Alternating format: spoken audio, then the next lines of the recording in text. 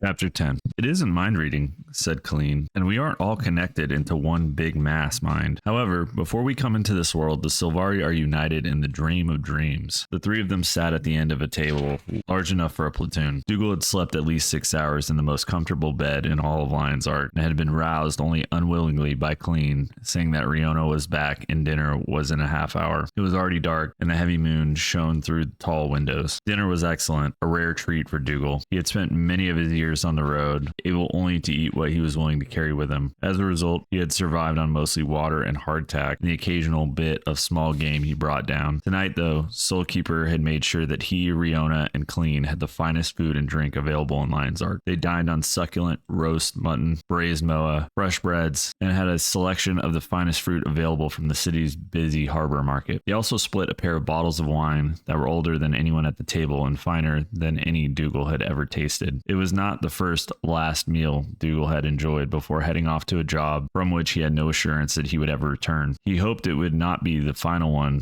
despite his misgivings, and he was determined to make the most of it either way. Riona had set Colleen off by asking the question, "You're 5 years old. How do you know so much?" Indeed, it was a question that plagued Dougal as well. Unlike Riona, he had known a number of Sylvari, and they always surprised him with the depth and breadth of their knowledge. By the same token, there were matters that were completely beyond them. Emotion seemed to be a hard concept for them to understand fully, as was tact. The Sylvari he had dealt with over the years would often unknowingly offend others by pointing out obvious and uncomfortable truths. "We are the bounty of the pale tree, which grows at the center of the grove," said Colleen. "Long ago there was a human warrior named Ronan, who found the seed of the pale tree in a cavern. Ronan, tired of war, and along with a former foe, a centaur named Ventari, traveled to the south and planted the tree in what would become the grove. Ronan passed on, and so too, in time, did Ventari, who spent his life tending the young sapling. Before he died, Ventari carved his tablet and set it down at the base of the tree. When we awakened, the tablet became our law, and we were infused with the spirit of both brave Ronan and gentle Ventari. We were not there when all of this happened, but we know it because of the dream of dreams. While we were quickening within the golden fruit of the pale tree, the tree spoke to us of the world outside. She taught us, if you will, of the nature of the waking world. We are not all-knowing," she continued. "The dream of dreams is not like a tome of all knowledge, but it does give us a life before our life in which we learn much of the world we are coming into. Fire is hot, wild animals can be dangerous, but many can be tamed. Here's the proper way to use a sword. This is how you cast a spell if you are so disposed. We come into the world with knowledge of the world, but not necessarily the experience." Riona shook her head. "Is there a difference? Experience gives you knowledge." "For humans, most likely," said Colleen, "but not for us." She picked up an oversized drumstick. "This is the leg of a young moa. I know that it was a moa from the dream, and further, that it is well cooked, but not overcooked. I know what it tastes like, but have never tasted it myself." She took a bite of the leg, chewed it for a moment or two. "Chicken," she said at last, the word muffled by the food in her cheek. "I don't know what is weirder," said Riona, looking a little uneasy. "Your telepathic dream or the fact that I'm watching a plant eat an animal?" "Many plants eat animals," countered Colleen. "Fly traps, ibogas, jacarandas, pitcher plants. The oakarts chase down and mash animals they encounter and use the remains to fertilize their young." "Of course they do,"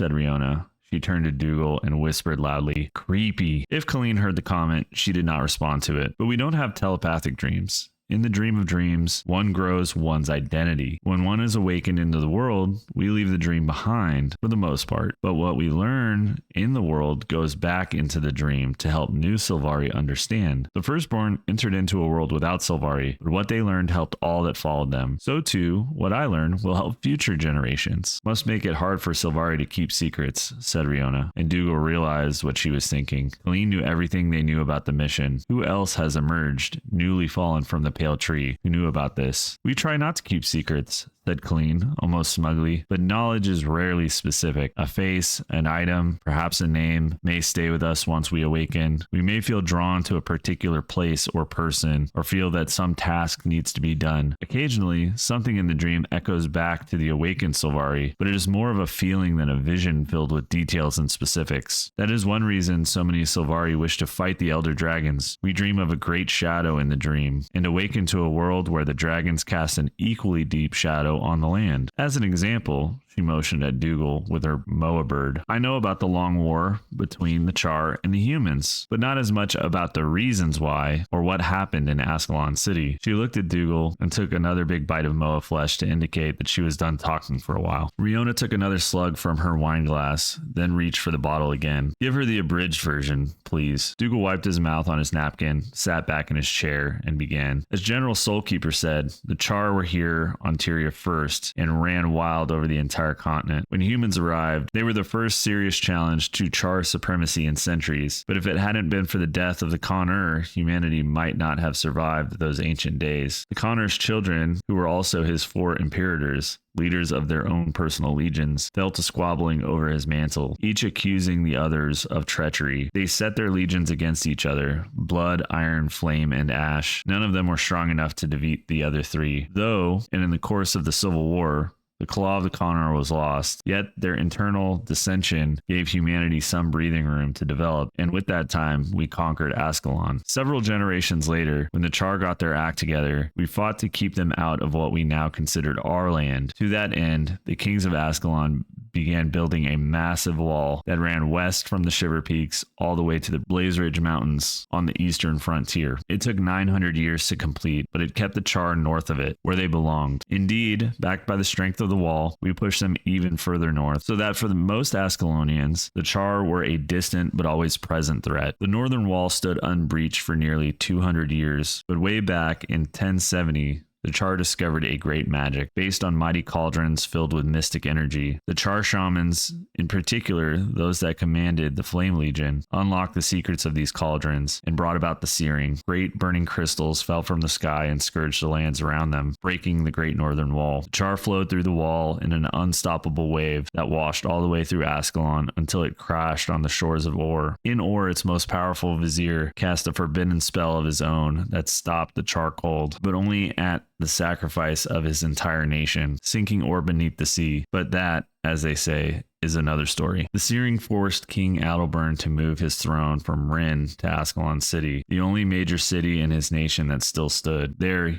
he felt he would make his last stand against the Char invasion. The king's sole heir, Prince Rurik, disagreed with him and led a large portion of his people over the Shiver Peaks to safety in Kryta rather than wait for their doom with their king. Prince Rurik, by the way, never made it to Kryta with his followers. He gave his own life so that they may find their freedom. It is said that Prince Rurik's death hurt King Adalbern worse than the fall of Rin itself. Back in Ascalon City, the Flame Legion prepared for a final assault on the palace walls. The Imperator of the Flame Legion somehow got his hands on the claw. So this Flame Legion Imperator was really the last Con-ur? Asked Colleen. Dougal clicked his tongue at that. Not quite. The claw is a powerful weapon, legends say, a force that would allow one to unite the legions under a single banner, but you still have to convince the other legions and earn the title of Con-ur to seal the deal, as it were. The Flame Imperator decided that conquering Ascalon City and beheading King Adalbern with the claw would cement his claim. So that's what he set out to do. The legions, led by the shamans of the Flame Legion, assaulted the walls of Ascalon City with their forces, their tamed siege devourers,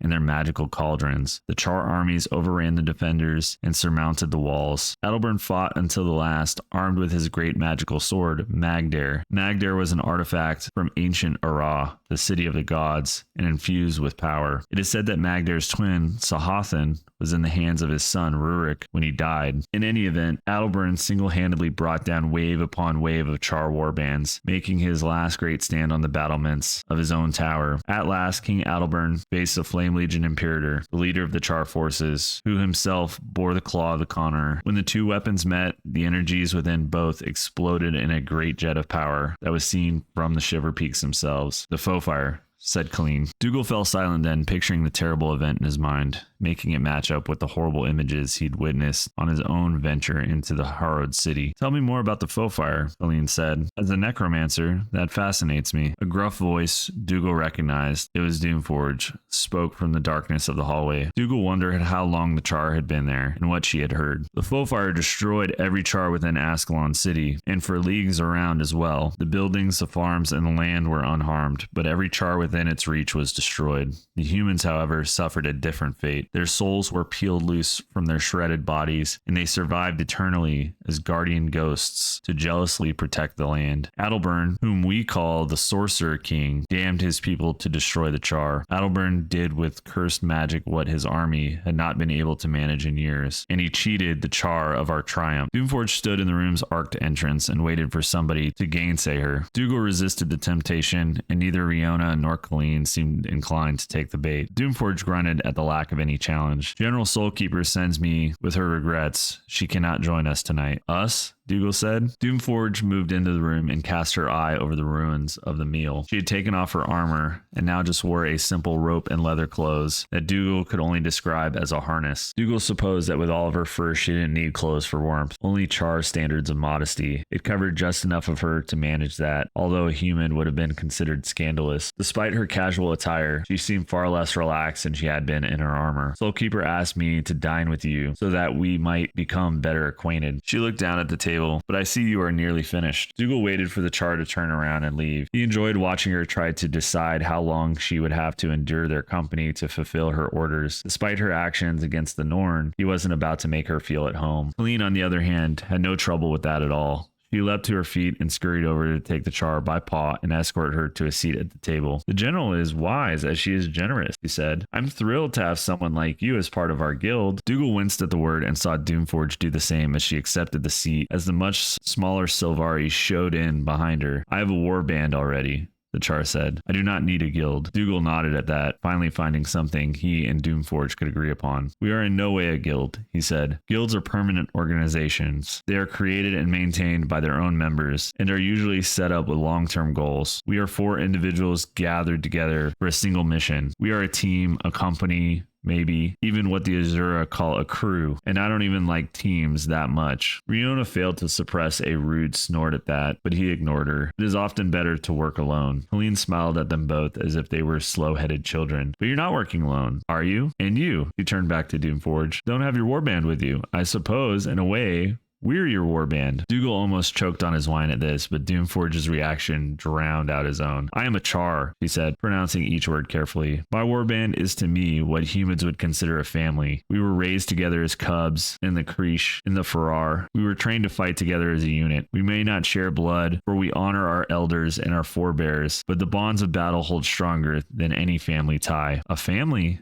Colleen said, tilting her head at the curious angle. All Sylvari are a single family. We all sprang from the same source, the Pale Tree, but the dream, our communal history and subconscious, binds us together even more than that. Perhaps that is why we treasure our individualism. When you have so much in common, the new experiences you have, those that separate you from others, are what make you unique. A servant swept up the roast suckling pig on a platter and placed it before the Char. Doomforge eyed it for a long moment and then set to picking at it with a single talon, slicing the flesh from the bones like a master butcher. By that, the Char said, I mean that I already have a family, or guild, or warband, or whatever you wish to call it. I have no need for another. You can always use another family, said Colleen. Having dismembered the pig, Doomforge stuffed it into her mouth piece by piece, its pink flesh disappearing into her maw. The way Doomforge's jaws and teeth worked in concert to annihilate the pig fascinated Dougal. He could not look away, no matter how much Doomforge glared at him over the bones she picked clean. All right, said Colleen,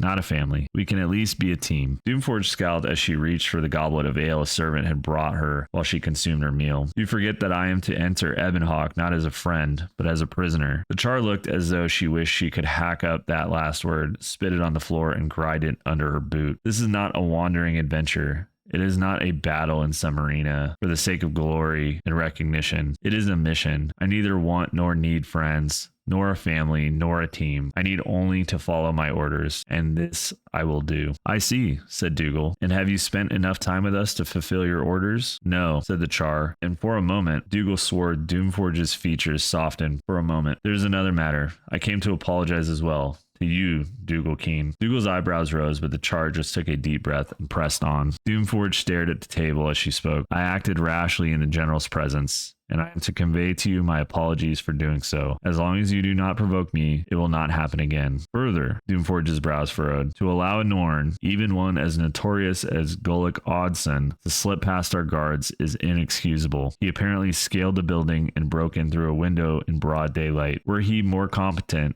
or less inebriated, he would have succeeded, and our mission would have become doubly impossible. I have spoken with the guards, and it will not happen again. Odson has been sobered up, and I understand that he is facing General Soulkeeper's wrath as we speak. Dougal waved off her apology. They were not going to be there long enough for any security changes to matter. All I care about, Doomforge, is getting on our way before something like this happens again. Doomforge reached for a glass, but did not pick it up. Ember. Excuse me? Call me Ember. Seriously? Said Dougal, trying not to smile at the uncomfortable Char. He tried to remember when he had ever been on a first-name basis with a Char, and he came up empty. The general suggested I request it. Are we supposed to be friends then? Not at all, she said, and Dougal was certain that the Char smiled as she said it. Dougal nodded. Then, call me Dougal. I only have my one name, Colleen put it with a helpful smile. Riona scowled. Call me Crusader, Char, and I will call you the same, out of respect for our order. But it is good to see you kids playing nice. Just as long as we make it through Ebonhawk, said Dougal. To Ember Doomforge, he said, I've been trying to come up with a better plan,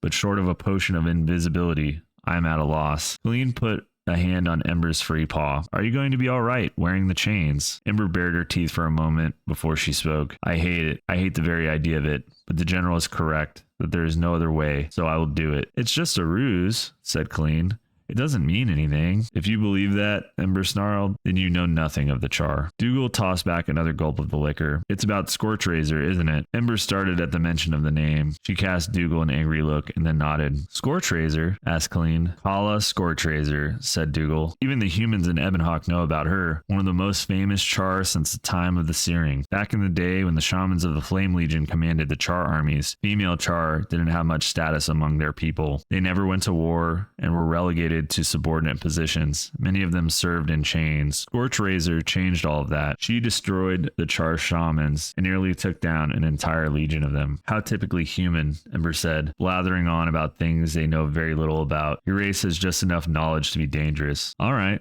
Dougal said, his own curiosity rising. Enlighten us. Ember pulled a tuft of fur from her own arm and held it over a candle flickering in the center of the table. The hair ignited, and Ember dropped it into her glass. The liquor in it burst into a bluish flame. Lit by the flame in her glass, Ember spoke, her voice no longer carrying its unusual menace. In the days when humans still presented a challenge for the Char, we did something terribly foolish that we have long since sworn to never do again. We worshipped gods. Before humans came to Tyria, we had no gods. We knew about creatures with power we could barely comprehend, but we thought of them as foes to be defeated, not gods to be placated. When we suffered our first defeats at the hairless hands of humans, though many Char blamed this on the fact that they could plead to their gods for help while we fought alone, relying only on ourselves. A warband from the Flame Legion came to the rest of the Char one day and announced that they had found gods for us to worship. They were creatures later called Titans, but they were powerful enough, and such labels mattered little. The shamans who led their worship used braziers of fire as icons for their newfound gods, and the other legions hesitated to follow their lead. But the Flame Legion had so much success at converting others, often by force, that many assumed that they must have gods on their side. It was the Titans that gave us the cauldrons that allowed us to breach the Great Northern Wall. One famous Char stood against them, Bathia Havocbringer of the Blood Legion. She sniffed out the foul plans of the Flame Legion and their new shamans, who directed the worship of their gods in ways that brought themselves power and profit. She said, I will bow before no one and nothing, be it a mortal or god, and she persuaded many other Char to follow her lead. Because of this, the shamans gathered in the night to plot against her. They captured her and made a blood sacrifice of her to their new gods. They declared her a traitor and accused her of using her sexuality to tempt the males from the true path of the gods. To prevent any more such treachery, they marked all females with the same brand of deceit and banned them from serving in the legions, where they would mix with the males. Many females objected to this, as did some males. Several shared Havocbringer's fate, and eventually the others saw no choice but to submit themselves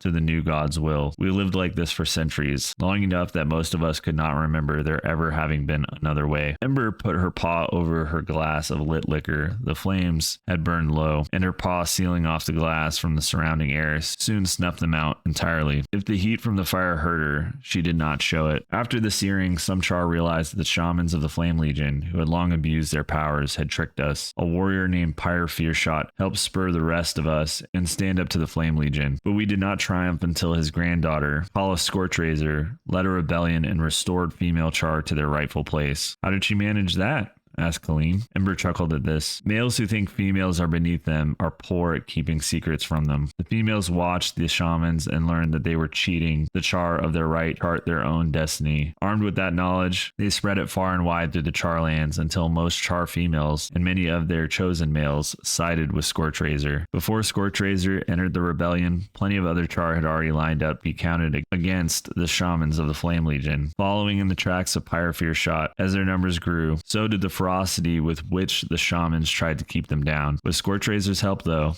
the rebels finally had a chance at winning. Scorchraiser pointed out that the shamans of the Flame Legion lacked one thing the rebels had: open minds. If the rebels could see their way fit to allowing the females to fight beside them, they could effectively double their numbers overnight. This would give them the soldiers they needed to be able to overwhelm the shamans and their magic, and eventually the human kingdoms as well. Having grown up with their females in servitude to them for centuries, though, many of the male Char were reluctant to go against this tradition. They argued that the females had stayed at home for too long and were no longer suited for the battlefield if they had ever been. To counter this argument, Scorchraiser threw down a challenge before her detractors. The most important of these was Forge Ironstrike, Imperator of the Iron Legion, and he agreed to meet her in single combat. If she could defeat him, he would acknowledge that female Char were just as qualified to become soldiers as the males. Otherwise, he would kill her as an example to the other females who were confused about their places. The battle took place in the ruins of Ren, the old human capital city of Ascalon, which we have now restored as the Black Citadel. The Imperators of the Blood and Ash Legions stood as seconds. Blood backed its daughter Scorchraiser, while Ash sided with Iron. Scores of others watched from the highest tribune all the way down to the lowest gladium. Ember knocked back a bit more of her drink, thought for a moment, and then spoke. She was warming to both the spirits and to her tale. Scores of Char came to watch the battle in the ruined arena in Ren. The two warriors were well matched. As a male of our race, Ironstrike was the larger and stronger of the two, but Scorchraiser was by far the faster and more skilled. Time and time after, Ironstrike charged, his claws stretched for Scorchraiser's throat, but each time she dodged him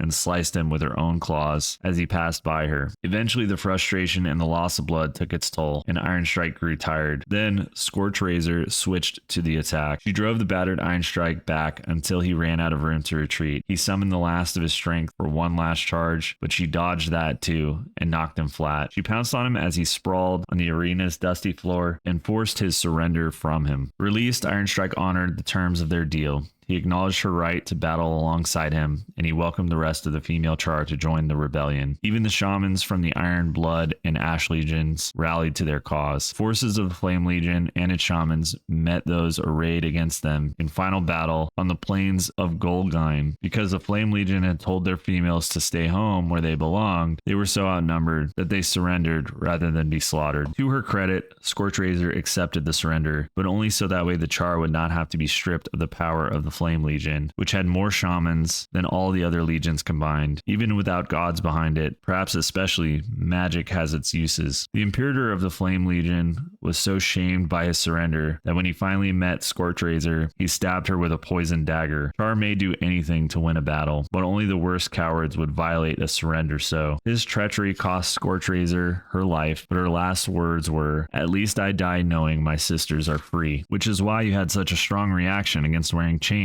said Riona. Ember pressed her lips together so hard they paled. Then she polished off the rest of the liquor in her glass in a single swallow. "What happened to the assassin?" asked Colleen, her hand covering her mouth in disbelief. "Did he get away with it?" Ember shook her head. Imperator Ironstrike himself throated the coward on the spot. The Flame Legion Imperator went to his reward before Scorchraiser did. "And tomorrow," said Dougal, "we're off to find the weapon that an early Flame Legion Imperator dropped during the foe fire, years before that." Ember nodded. "We seek the claw to bring peace between your people and mine. For the sake of my people, I will wear your chains, but I will think of Kala Scorchraiser every moment they restrain me." She rallied for a moment, and her face grew sharp and feral once more. "My orders are to complete this mission by any means necessary, and I will do just that. Know, however, that if any of you get in my way, if you become more of a hindrance than a help, I will not hesitate to strike you down on the spot and leave you to die." With that, she spun on her heel and left. Riona rolled her eyes and then slumped in her chair. With a hand on her forehead,